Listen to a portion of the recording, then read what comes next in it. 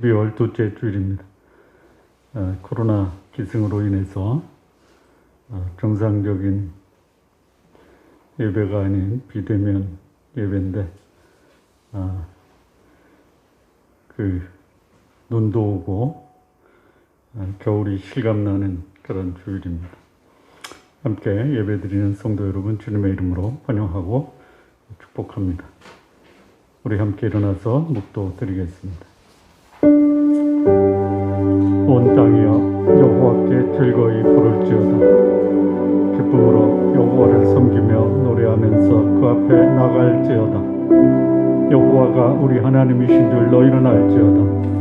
그는 우리를 지으신 자시요 우리는 그의 것이니 그의 백성이요 그의 기르시는 양이로다. 감사함으로 그 문에 들어가며 찬송함으로 그 궁정에 들어가서 그에게 감사하며 그 이름을 송축할지어다. 대저 여호와는 선하시니 그 인자하심이 영원하고 그 성실하심이 대대에 미치리로다. 아멘. 찬양 드리겠습니다. 새 찬송가 80장, 통일 찬송가 101장, 천지에 있는 이름 중.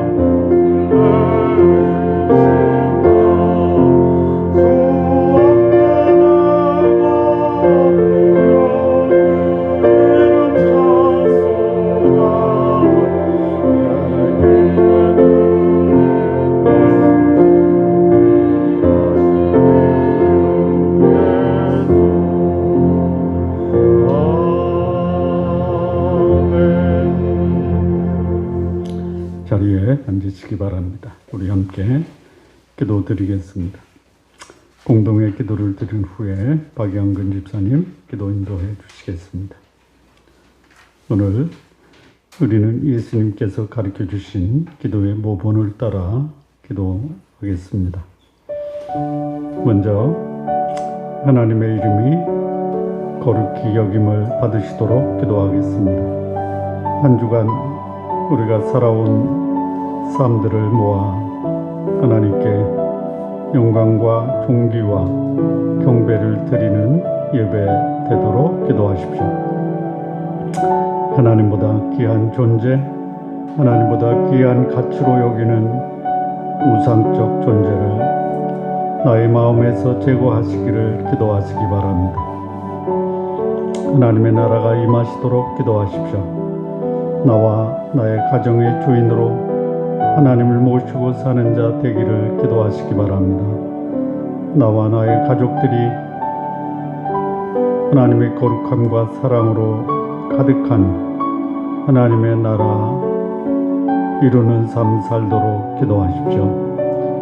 주의 복음을 위해 헌신하는 선교사님들 주께서 보호하시고 그들의 필요를 주께서 채우시도록 기도하십시오. 좋은 나무 교회가 살아있는 하나님의 말씀 그리고 하나님의 은혜 가운데 견고하게 성장하도록 기도하십시오. 하나님의 뜻이 이 땅에 이루어지도록 기도하십시오. 오늘 나와 나의 가족들의 삶이 성령의 인도함을 받아 하나님 뜻에 합당한 삶 살도록 기도하시기 바랍니다. 나의 삶으로 우리 주 예수 그리스도를 증거하고 예수 그리스도의 삶 본받는 자 되도록 기도하십시오. 일용한 양식을 주시도록 기도하십시오. 나와 나의 가족들이 하나님의 말씀 영적 양식을 날마다 공급받으며 살도록 기도하시기 바랍니다. 물질적 궁핍함으로 시험에 빠지지 않도록 기도하십시오. 연약한 성도들, 마음이 곤고한 자들 주께서 치유하시고 주의 평강으로 채우시도록 기도하십시오. 죄를 용서하고 용서받는 삶 살도록 기도하십시오. 나의 가정에서, 나의 교회에서, 나의 직장에서 용서의 삶을 실천하고 용서받는 삶 살도록 기도하십시오. 하나님께서 우리의 죄를 용서하신 사죄의 확신으로 죄로부터 참된 자유함과 거룩한 삶 살도록 기도하시기 바랍니다. 시험에 들지 않고 악에서 구하시도록 기도하십시오. 나와 나의 가족들이 세상 유혹과 악에서 거룩함을 지키도록 기도하시기 바랍니다. 한 주간 삶에서 주 앞에 부정한 삶 자백하고 정결케 되도록 기도하십시오.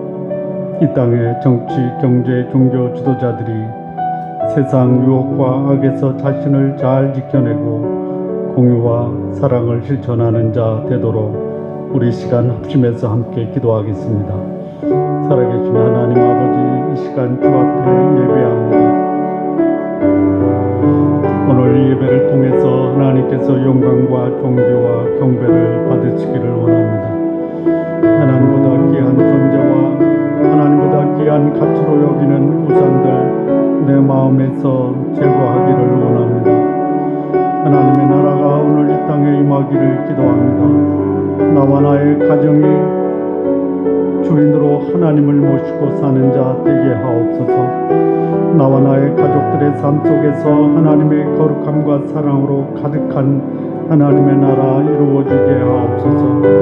주의 복음을 위해 헌신하는 선교사님들 하나님 아버지 그들을 보호하시고 그들의 필요를 채워주옵소서. 좋은 나무 교회가 거룩한 하나님의 말씀과 은혜 위에 견고하게 세워지게 하옵소서. 하나님의 뜻이 이 땅에 이루어지기를 기도합니다. 나와 나의 가족들의 삶이 거룩하신 성령의 인도함을 받아 하나님의 뜻에 합당한 삶 살기를 원합니다. 나의 삶으로 주 예수 그리스도를 증거하며 예수 그리스도의 삶을 땅에 드러나게 하옵소서. 일용한 양식을 주시기를 기도합니다. 나와 나의 가족들이 하나님의 말씀인 영적 양식으로 날마다 생명이 넘치는 삶 살게 하옵소서. 물질적 궁핍함으로 시험에 빠지지 않기를 원합니다. 육체가 연약한 성도들, 마음이 곤고한 자들을 주께서 치유하시고 주의 평강으로 충만케 하옵소서. 죄를 용서하고 용서받는 삶 살기를 원합니다. 나의 가정에서, 나의 교회에서, 나의 직장에서 용서의 삶 실천하고 용서받는 삶 살기를 원합니다. 하나님께서 우리의 죄 용서하심을 확신하며 죄로부터 참된 자유와 거룩한 삶 살기를 원합니다. 시험에 들지 않고 악에서 구하시기를 구합니다. 나와 나의 가족들이 세상 유혹과 악에서 거룩함을 지키며 살게 하옵소서. 한 주간 삶에서 부정한 삶 이 시간 주 앞에 자백하오니 우리 주 예수 그리스도의 보혈로 정결케 하옵소서.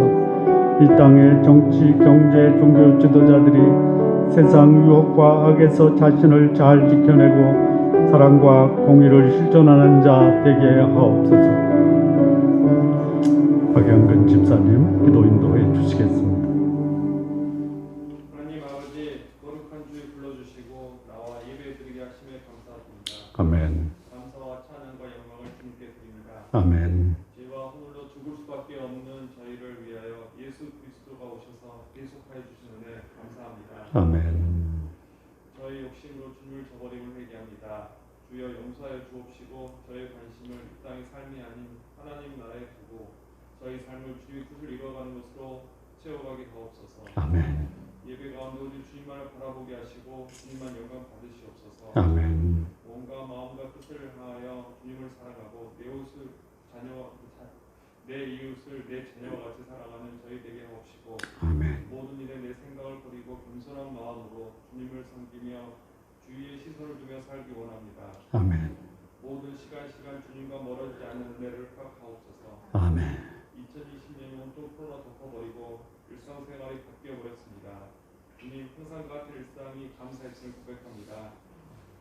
선교사님을 위해 기도합니다. 선포되어진 땅에 많은 열매가 맺는 영광을 허락하옵시고 그들의 필요를 채우시고 안전을 지켜주시옵소서. 아멘. 저희 자녀들이 일찍 주님을 만나기 원합니다.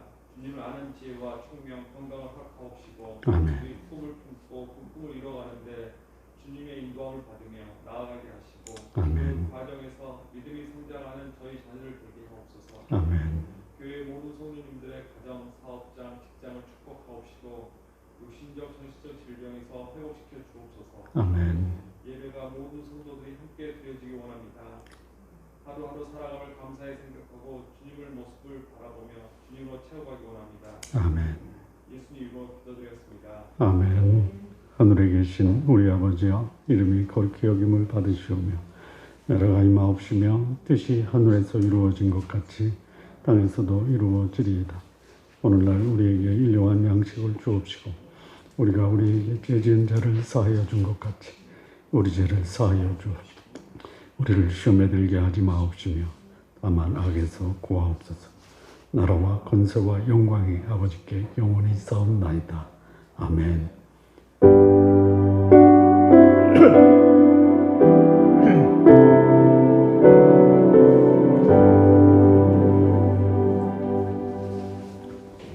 오늘 함께 나눌 말씀입니다. 마태복음 8장 23절에서 27절까지의 말씀 우리 함께 교독하시겠습니다. 배에 오르심에 제자들이 따랐더니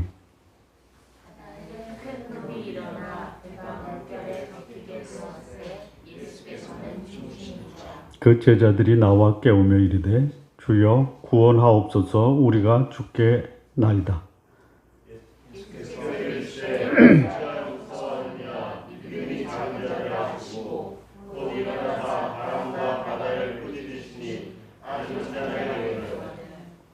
함께 읽겠습니다. 그 사람들이 놀랍게 여겨 이르되 이가 어떤 사람이기에 바람과 바다도 순종하는가 하더라.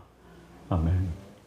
기도하시겠습니다. 하나님 아버지, 이 세상이 큰 놀이는 바다 같고 또 그 바다에 있는 큰 놀로 인해서 죽게 되겠다고 아우성치는 이 세상에서 우리를 주의 평강으로 충만케 하시고 오늘 이런 큰 놀이 있는 세상을 어떻게 승리하며 살 수 있는가에 대한 주의 진리의 교훈으로 우리를 평안케 하옵소서. 예수님의 이름으로 기도합니다. 아멘.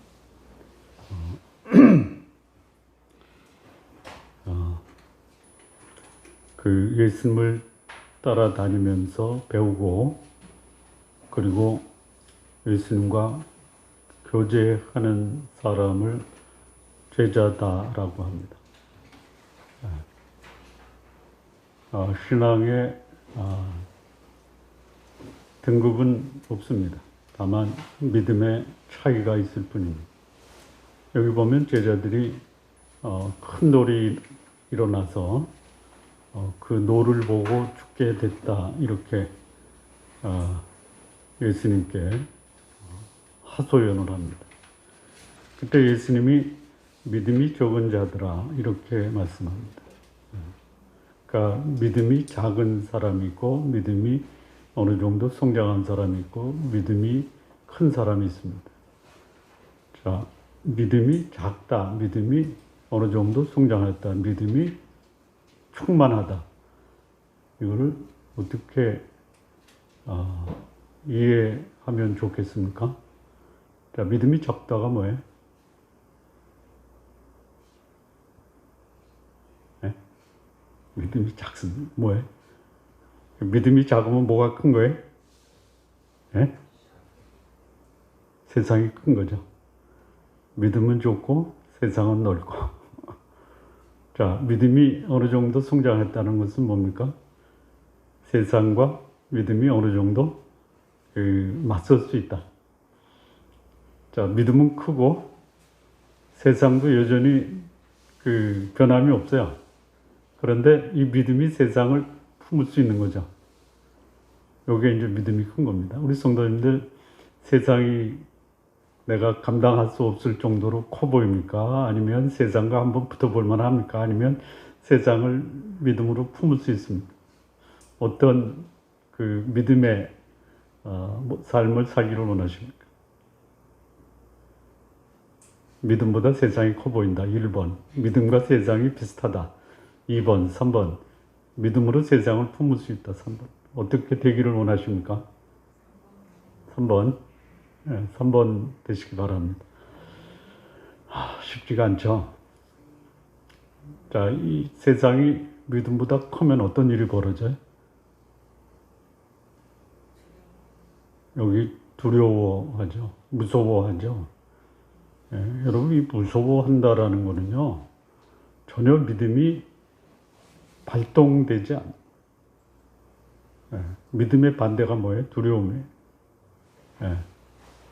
그러니까 우리 마음에 두려움이 있다라는 것은 전혀 전능하신 하나님께 대한 우리의 믿음이 작동하지 않는 거예요. 자, 어떻게 할까요? 이 세상을 품고 큰 놀이 있는 것을 품을 수 있기 위해서는 어떻게 해야 돼요? 믿음을 키워야지. 믿음을 키운다라는 게 뭐예요?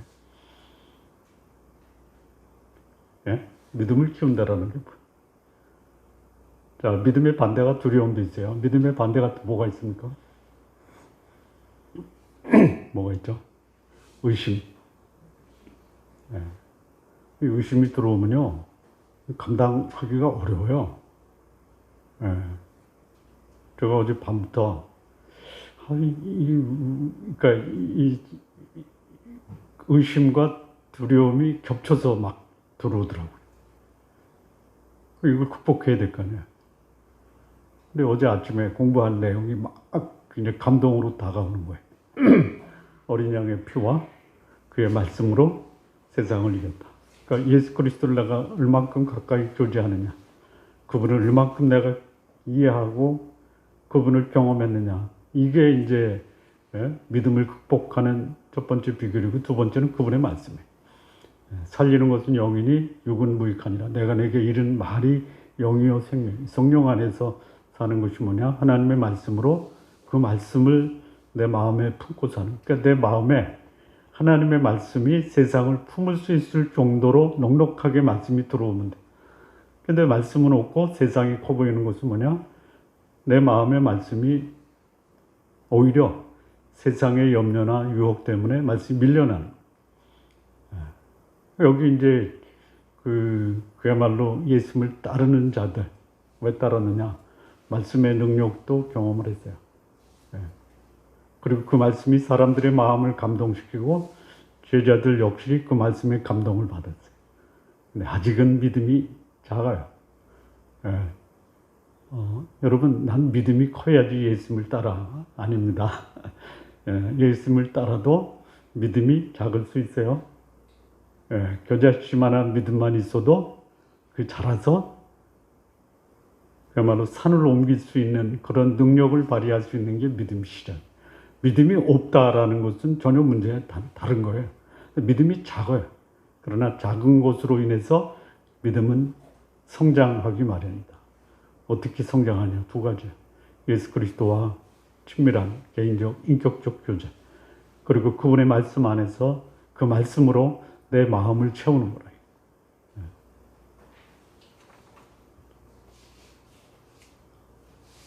자, 여기 이제 이 제자들이 목격했어요. 예수님을 경험했어요. 가르침을 통해서 감동도 받았어요. 그래서 이제 예수님만 따르면 내 인생은 예수님처럼 되겠다. 맞습니다. 예수님을 따르면서 그와 교제하고 그에게 배우면요, 예수님처럼 됩니다. 그걸 누가 약속하셨냐면 예수님이 약속하셨어요.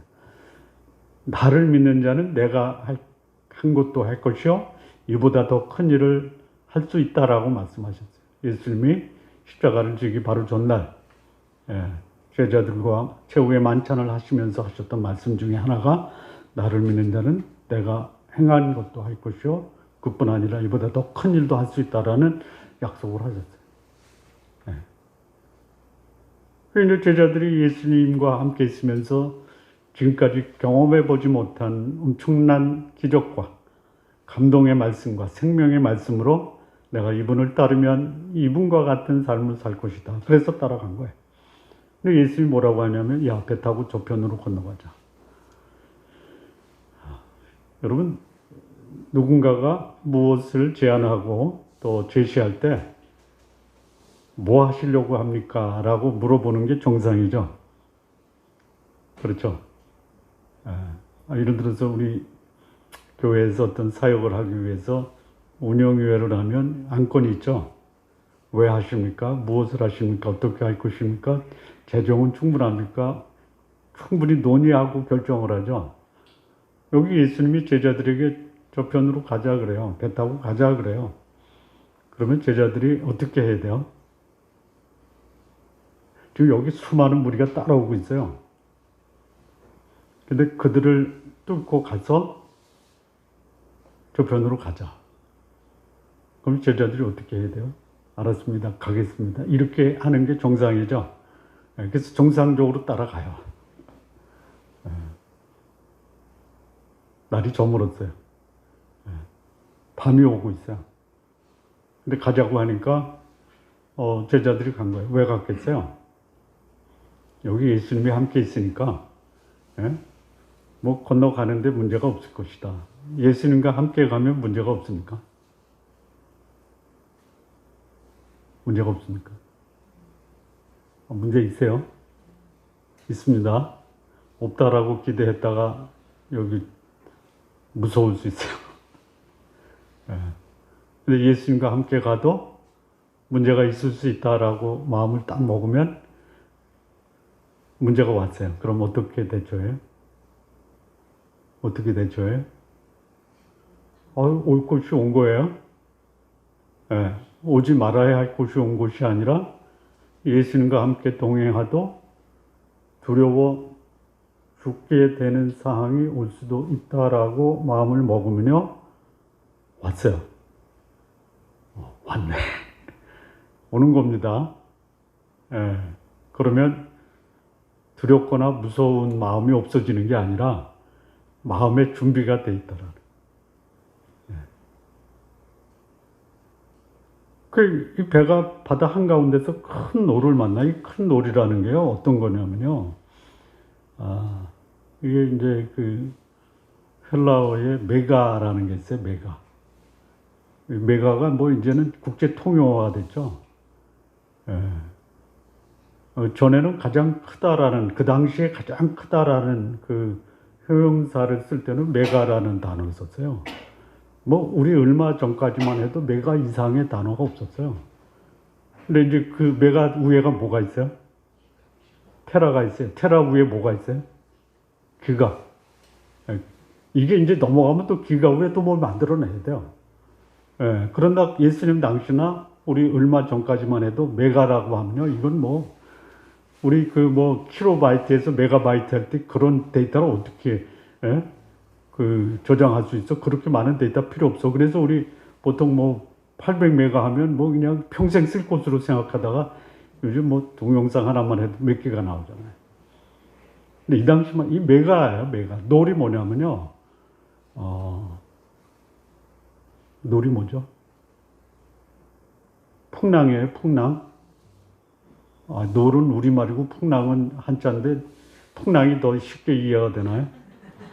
예. 근데 이 놀이 뭐냐면요.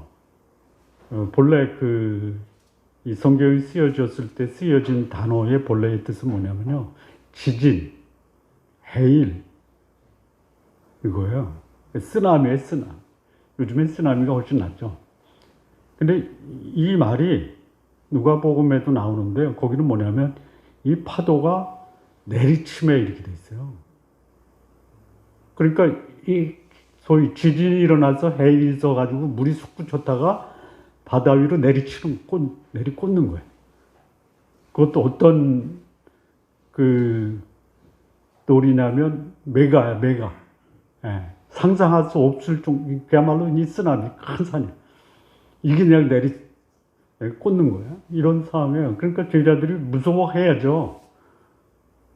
만약 여러분 인생에 이 산 같은 그런, 감당하기 어려운, 거기 깔리면 그냥 죽을 수 있는 문제가 나한테 덮쳤다.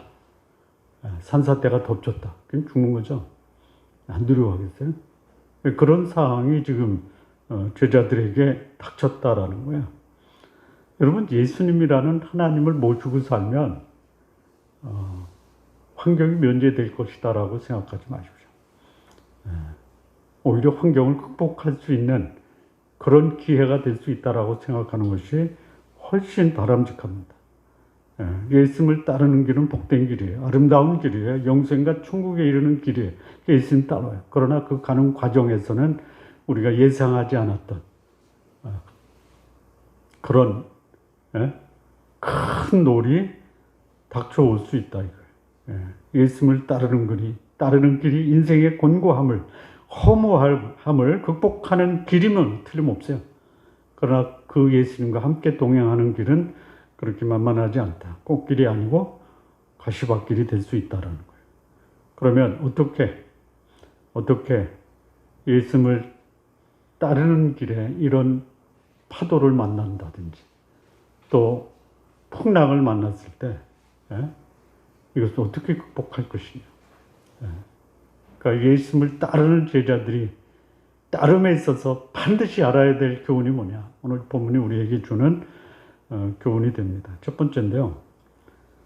23절, 24절 보면요. 배에 오르심에 제자들이 따랐더니 바다에 큰 놀이 일어나 배가 물결에 덮이게 되었을 때 예수께서는 주무시는지라. 그 제자들이 나와 깨우며 이르되 주여 구원하옵소서 우리가 죽겠나이다. 예수님을 따르는 삶이에요. 이 동행하는 삶이에요. 예수님이 가자고 했고 이 제자들이 동행한 거예요. 따랐어요. 그런데 그 삶에 큰 놀이, 광풍이.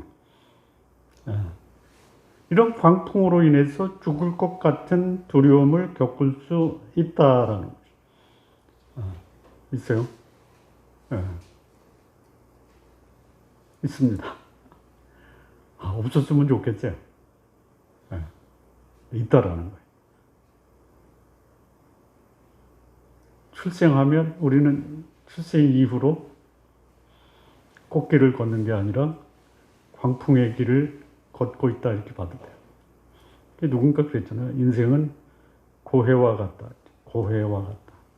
광풍이는 바다 같은 것이 인생이다. 그걸 알아야 돼요. 그러니까 예상치 못할 문제와 고난이 기다리고 있었다라는 걸 우리는 지금까지 살아온 삶을 통해서 경험적으로 알고 있다. 앞으로도 그 길은 계속 지속될 것이다라는 누구에게? 예수님과 동행하는 자들에게.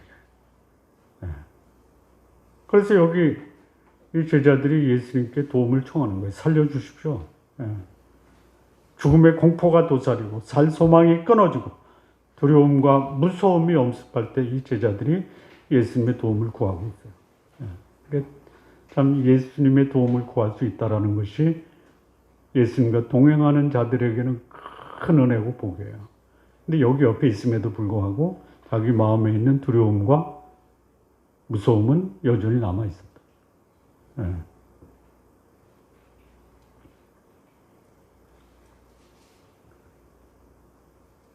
자, 왜 이런 광풍, 예수님을 따르는 삶에 광풍을 만나게 됩니까? 예? 오히려 예수님과 동행하니 있을 수 있는 광풍이나 고난도 예수님께서 해결해 줘야 되는 게 아니냐라고 반문할 수 있어요. 근데 예수님이 옆에 계시고 예수님과 동행해도 그 길에는 광풍이 있어요. 왜? 왜 그래요? 왜 그래요? 이유가 있을 거 아니에요. 네? 단순해요. 광풍은 누구에게나 있고 예수님과 동행하는 삶에도 광풍은 결코 면제될 수 없다라는 것을 알게 하시라는 거예요. 네. 그 깊은 하나님의 의도는 조금 더 경험해 봐야 돼요. 여러분, 이 지나고 나면 과거의 아픔도 해볼만 했다, 이거죠. 네. 자, 이 고난이 우리에게 주어지는 이유는 여러 가지예요. 네. 너희가 여러 가지 시험을 만나거든 온전히 기쁘게 여기라. 이는 너희 믿음의 시련이 인내를 만들어낸 줄 압니다. 인내를 온전히 이루라. 이는 너희를 온전하고 구비하여 조금도 부족함이 없게 하려 합니다. 네. 그러니까 이 고난을 주시는 하나님의 의도는 뭐냐면요. 분명해요. 네가 나를 믿으면 나를 닮아야지. 이게 뭐예요? 온전하고 구비하여 조금도 부족함이 없는 그 하나님의 모습이 나에게도 이루어지기를 원하는 것이 하나님이 우리에게 고난을 베푸시는 중요한 이유예요. 고난이 없다. 어떻게 되겠어요? 고난이 없으면요. 하나님 필요 없어요. 고난 때문에 하나님께 나왔다. 고난 때문에 하나님을 더 깊이 알게 됐다. 고난 때문에 하나님을 의지하는 믿음이 커졌다. 그러면 이 고난은요. 고난 이상의 가치를 우리에게 주는 거예요. 그리고 이 고난을 주시는 이유는 믿음의 참된 가치가 무엇인가를 알게 하는 거거든요. 여러분, 믿음의 참된 가치가 우리 삶 속에서 어떻게 드러나요? 어떻게 드러나냐면요. 무서움이 뭘로 바뀌어야 돼요? 무서움이 없어지는 게 아니라 무서움이 뭘로 바뀌어요? 평안으로 바뀌는 거예요. 네. 자, 부족함이 없는 게 아니에요. 부족함이 뭘로 바뀌어요? 부족함 속에서요, 풍성한 삶을 사는 것으로 바뀌는 거예요. 네.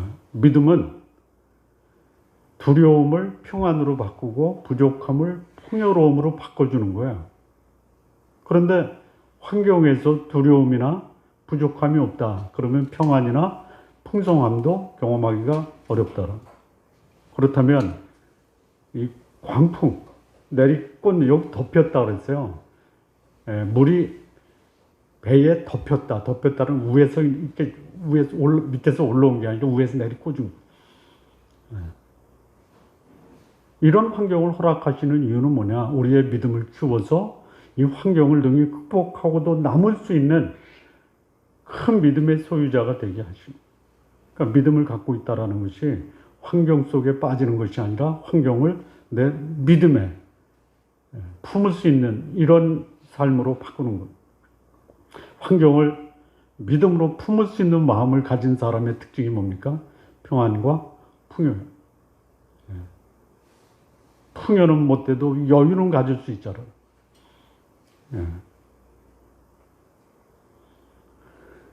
자, 하나님 말씀을 믿음으로 삶에서 만나는 강풍이 있다면 두려워하지 말고 전능하신 하나님을 의뢰하며 평안과 여유와 풍요로운 삶을 사시는 성도님들 되시기 바랍니다.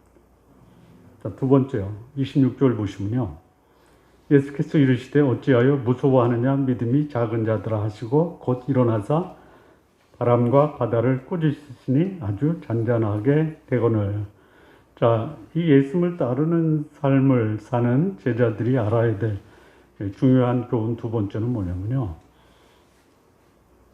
예수님을 제대로 알아야 된다.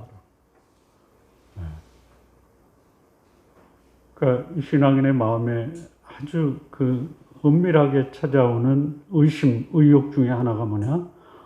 예수님을 믿을 수 없는 존재로 생각하게 하는 사단의 영향이에요. 야, 네가 믿는 예수가 네 문제 해결해줘? 그러면 너는 지금 사는 게 이 모습이 예수님이 네 삶을 도와주고 있는 거야? 아니잖아. 라고 우리 마음에 예수님을 향한 불신앙을 심어주는 거예요. 그럼 그 말이 그럴듯해요. 뭘 보는 거예요? 예수님과 예수님의 말씀을 보는 게 아니라 나의 환경을 바라보는 거예요. 그러면 환경 속에 그냥 죽게 돼서 아우성치고 두려움에 빠지는 거예요. 예수님을 따르는 자들이 알아야 될 중요한 교훈이 뭐냐? 예수님을 제대로 알라라는 거예요. 어떻게 하면 예수님을 제대로 알아요? 어떻게 하면 알 수 있어요? 예수님을 아는 비결이 뭐예요? 진리를 알지니 진리가 너희를 자유케 하리라. 아들이 너희를 참으로 자유케 하리라. 진리와 예수님이 같은 의미예요. 진리의 말씀 대신 하나님의 말씀이 예수 그리스도예요. 자, 제가 하는 말이 제 인격이에요. 인격은 그 사람의 본질이에요. 예수님이 하시는 말씀은 진리고 예수님이 하시는 말씀은 예수님 자체의 인격이에요. 예수님을 경험해야 돼요. 삶으로 경험을 해야 돼요. 그러면 여러분 아까도 믿음이 크다라는 것이 믿음으로 세상을 품는 건데요. 믿음으로 세상을 품는다라는 것이 뭐냐? 나에게 주어지는 삶의 환경, 조건, 상황 하나하나를 무엇에 비춰서 바라볼 수 있으면 돼요? 하나님의 말씀이에요. 그냥 넘기지 마십시오. 그 상황 속에서 하나님이 역사하시고 그 상황을 하나님이 어떻게 관여하시는지를 하나님의 말씀을 통해서 바라보라. 달라요.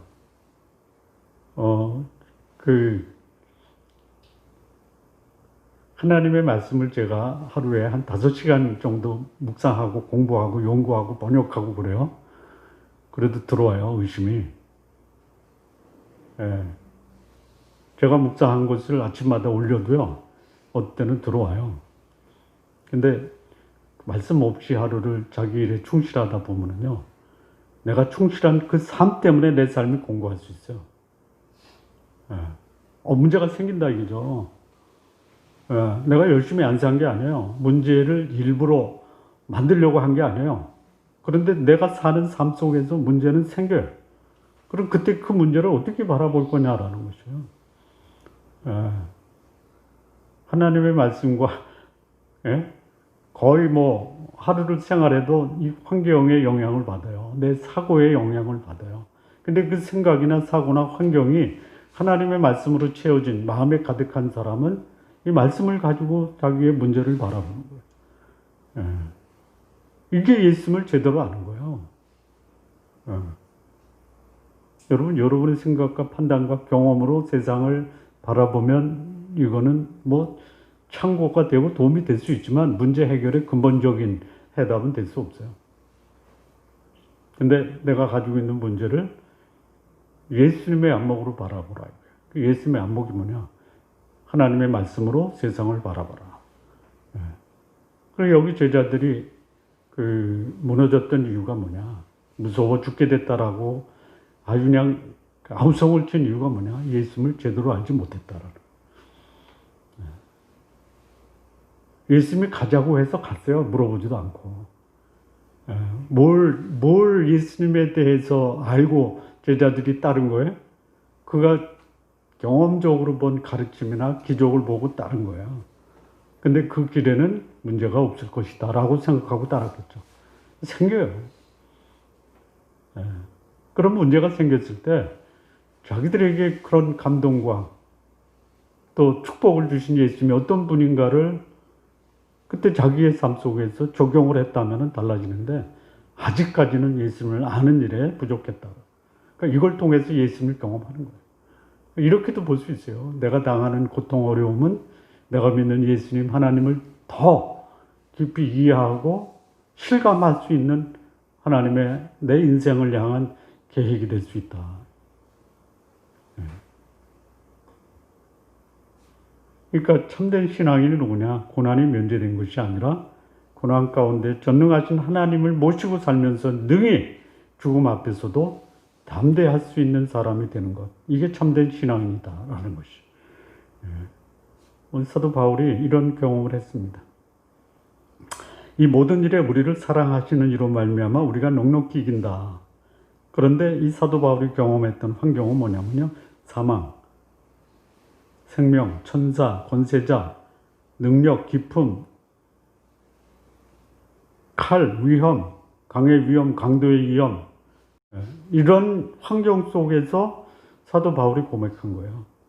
우리를 사랑하시는 이 예수 그리스도로 인해서 우리가 넉넉히 이런 것들을 승리할 수 있다라고 한 거예요. 그러니까 여러분, 이 승리의 삶을 사는 비결은요, 두 가지예요. 예수 그리스도, 그분을 제대로 알고 그분의 말씀으로 내 마음을 채우라. 그러니까 예수 그리스도로 마음을 가득 채운 사람은 세상을 품고 살아갈 수 있다. 그러니까 이런 자들은 등이 세상이 감당할 수 없을 정도의 하나님의 사람으로 인정받는다라는 것이. 우리 성도님들 문제가 없기를 바라지 말고 문제를 품고 살 수 있는 믿음의 하나님의 자녀들 되시기를 바랍니다. 자, 세 번째인데요. 27절이요. 곧 일어나서 바다와 바람을 꾸짖으시니 아주 잔잔하게 되거늘 그 사람들이 놀랍게 여겨 이르되 이가 어떠한 사람이기에 바람과 바다도 순종하는가 하더라.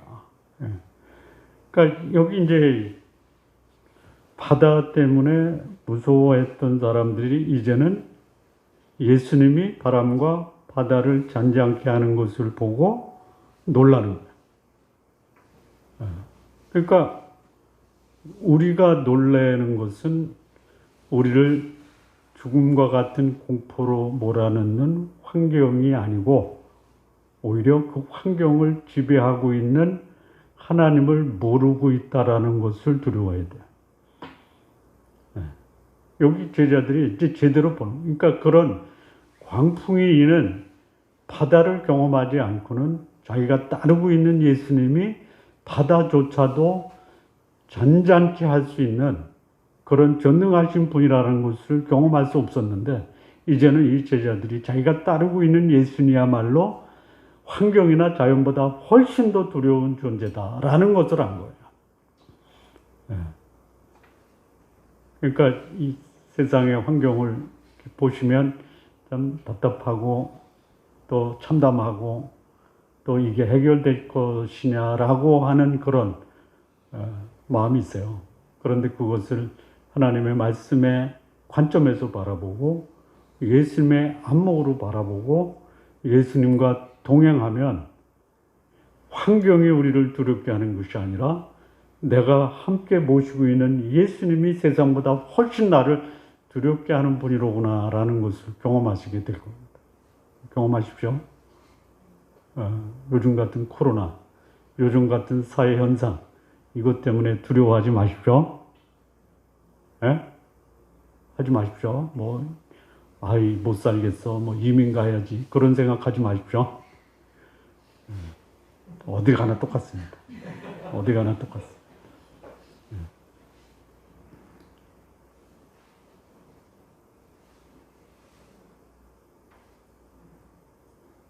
자, 우리 신앙인의 삶에서 광풍이 일어나는 이유가 뭐야? 크게 저는 두 가지로 봐요. 첫째는 뭐냐? 내 삶의 열매가 광풍이 될 수 있어요. 두 번째는 나를 단련시키는 하나님의 계획 중에 광풍이 불 수 있어요. 자, 죄가 있어 매를 맞고 참으면 무슨 유익이 있겠느냐? 칭찬이 있겠느냐? 그러나 애매히 고난을 당하고 참으면 이는 하나님 앞에서 아름답다라고 해요. 그러니까 우리에게 닥치는 그런 광풍은 내 삶의 열매일 수 있어요. 그거 받아들여야 돼요. 또 하나는 나를 하나님의 사람으로 만들기 위한 하나님의 계획 중에 광풍을 만나기요. 이걸 봐야 돼요. 믿음의 안목으로. 그러니까 예수를 믿고 따르는 신앙인들이 예수님에게 죽겠다고 아우성을 쳐도 전능하신 하나님, 그리고 그 문제를 해결할 수 있는 하나님이 그 과정을 통과하게 하실 수도 있어요. 그런데 그 하나님은 나와 함께 계시면서 내가 처한 환경을 능히 해결할 수 있는 분이라는 거, 이거 마음에 담고 살고. 여러분 그거 있잖아요. 기댈 곳이 있으면 할만하잖아요. 근데 기댈 곳이 없어요. 문제는 그대로 있고. 이게 더 고통스러운 거예요. 우리 성도님들에게 역사하시고 여러분의 환경을 지배하시는 그 하나님이 내 환경보다 더 크고 위대하다라는 것을 경험하시기를 바랍니다.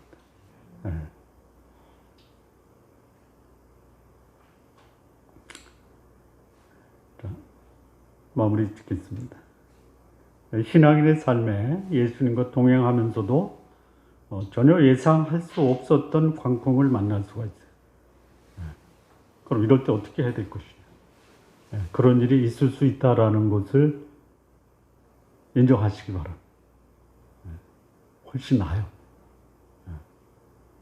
이런 얘기 해야 되나. 우리 하정환 형제는 군대 안 갔다 오셨죠? 4주. 4주씩이나. 왜 군대 가기 싫어하는 이유가 뭐예요?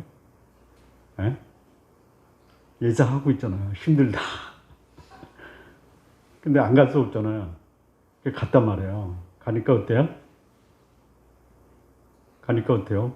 저는 군대 가서 경험한 게 뭐냐. 군대는 천국과 비슷한 곳이다. 군대 가기 전에 환경이 너무 힘들어서 그랬어요. 각오하고 가니까 할만할 뿐만이 아니라 이렇게 좋은 데가 어딨냐. 왜 그래요? 몸만 쓰면 되는데 쓰는 것도 아니라 몸 단련시켜 주잖아요. 이거 쓰는 게 없어요. 여기 쓰는 거 없어요. 그러면 천국이에요. 문제가 없는데요, 뭐 군대에는. 자, 광풍을 만날 수 있을 때 광풍이 나에게 있을 수 있다라는 것을 아시기 바랍니다. 뿐만 아니라 이 광풍을 이기기 위해서는요, 광풍 가운데 가게 하신 그 예수님이 어떤 분인가를 제대로 알아야죠. 광풍이 없으면요, 예수님조차도 잘 모를 수 있어요. 그리고 내가 정작 두려워해야 될 그 대상은 환경이 아니라 불신앙적 마음을 갖고 있는 나 자신이다. 그러니까 나에 대해서 깜짝깜짝 놀라야 돼요. 내가 이렇게 불신앙적이고 연약하고 환경 앞에서 하나님을 의뢰하는 것이 아니라 환경을 바라보고 무력해지는 존재다라는 것을 내가 알아야 돼요. 우리 성도 여러분, 그런 환경이 나에게도 피해가지 않습니다. 그러나 그런 환경 속에서도 전능하신 하나님은 나와 함께 계시고 내 문제를 해결하시고 그리고 내 믿음을 크게 하시는 분. 그래서 커서 내가 가졌던 문제를 갖고 있는 수많은 내 주변의 사람들에게 믿음의 격려와 믿음의 위로하는 이런 삶을 살게 하시는 하나님을 경험하시기를 바랍니다. 기도하시겠습니다. 하나님 아버지 감사합니다. 갈릴리 바다 풍랑이 일고 또 삶의 소망이 끊어지는 상황에서 하나님이 나와 함께 계심을 인식하지 못하고 두려워했던 제자들의 모습을 오늘 우리들의 삶에서도 경험했던 것 고백합니다. 전능하신 하나님 아버지, 우리가 환경 속에서 절망하고 고통스러울 때 하나님이 나서서 나의 문제 해결하시고 그리고 잔잔케 하시고 평안을 주시는 하나님의 위대하심을 날마다 경험하며 살아갈 수 있는 우리 성도님들 모두 되게 하옵소서. 예수님의 이름으로 기도합니다. 아멘.